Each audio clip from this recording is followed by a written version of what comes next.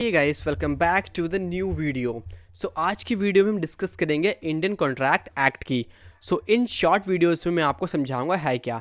सबसे पहली बात कि इंडियन कॉन्ट्रैक्ट एक्ट 1872 पास कब हुआ था। ये हुआ था 1872 में।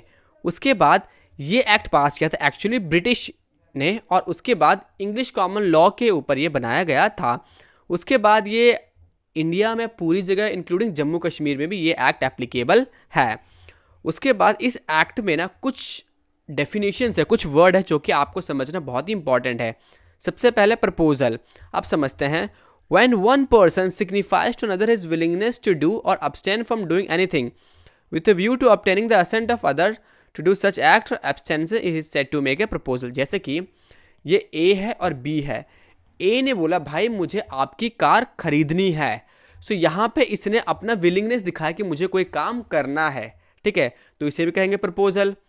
दूसरी चीज, अगर ए ने बोला कि मुझे काम नहीं करना है, ये भी इसी कैटेगरी में जाएगा। क्या लिखा है? विलिंगनेस टू डू समथिंग और अब्सटेन फ्रॉम डूइंग एनीथिंग।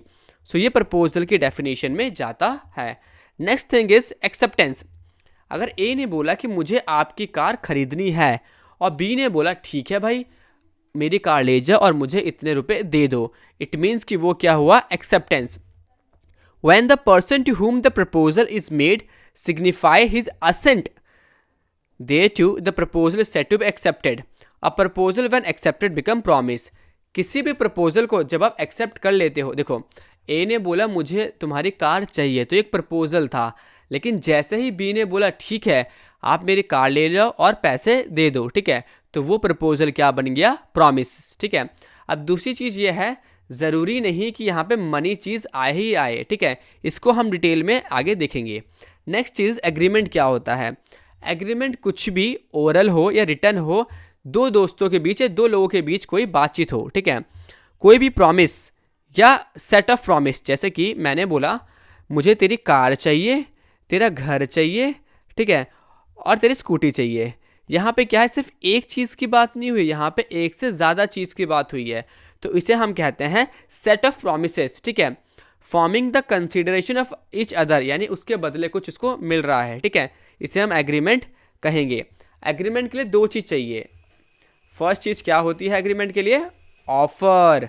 मैंने आपको ऑफर दिया कि भाई मेरे को आपकी कार चाहिए और आपने बोला ठीक है ले जाओ, तो आपने एक्सेप्टेंस दिया। ऑफर और एक्सेप्टेंस मिलके क्या बनता है? एग्रीमेंट। अब तीसरी चीज़, वॉइड एग्रीमेंट क्या होता है? वॉइड एग्रीमेंट वो एग्रीमेंट है जो लॉ की नज़र में वैलिड है ही नहीं, यानी आप उसको केस नहीं कर सकते, उसको लॉ के नज़र में इन्फोर्सेबल नहीं करा सकते, उसे कहते हैं वॉइड। वॉइड मतलब कैंसिल, बेकार का।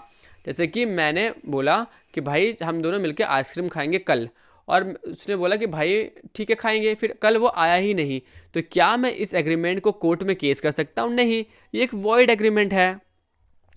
दूसरा क्या है? कॉन्ट्रैक्ट, जिसके ऊपर पूरा एक्ट बेस है। कॉन्ट्रैक्ट का मतलब सिंपल सा है, जिसको आप कोर्ट ऑफ लॉ में इन्फोर्स करा सकते हो, यानी इसके खिलाफ केस कर सकते हो। सपोज ए ने बी से कुछ पैसे उधार लिए और बोला मैं इतने दिन बाद वापस कर दूंगा इतने % इंटरेस्ट के साथ, और ए ने बी को पैसे वापस नहीं किए। ये केस काफ़ी लीगली राइट भी है, लेजिट भी है, तो क्या बी केस कर सकता है? एग्जैक्टली केस कर सकता है, ठीक है, क्योंकि ये केस क्या, एग्रीमेंट क्या है? इन्फोर्सेबल है लॉ की नज़र में।